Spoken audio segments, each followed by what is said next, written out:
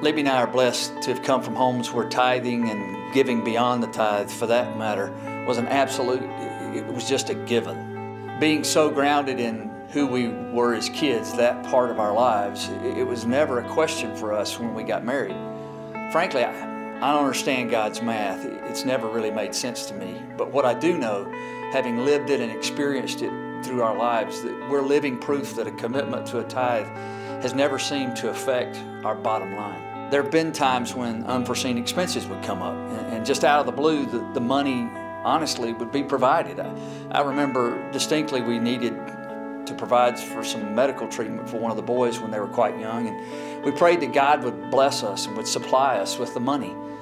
The very next week, someone we had only met casually in the church we were serving at the time walked up to us and said, "Hey, look, I know we don't know you very well, but in our prayer time this week, we felt like God was leading us to give this to you." He handed me an envelope and turned and walked away.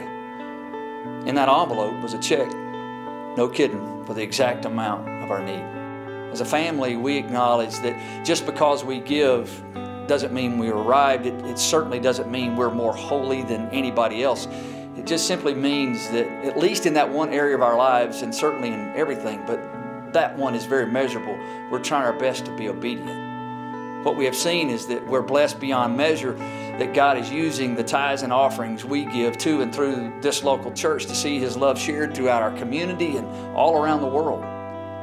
And if you've not experienced the joy of that kind of partnership by allocating the tithe to be given through this local church, I urge you to take God up on His dare. You know, when He said for us to give the tithe, to test Him by giving that tithe and then to see Him bless.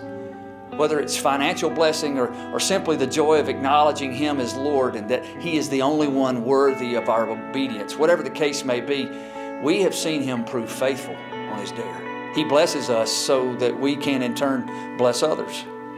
And again, if you've not experienced that, start now, start today and trust Him. Take Him up on His dare. Not trust Him just with your eternity, but trust Him with your everyday. Trust Him with your finances. Trust Him with all that you are. And watch how God uses what you give through the ministries of this local church to impact people with His love and for His glory.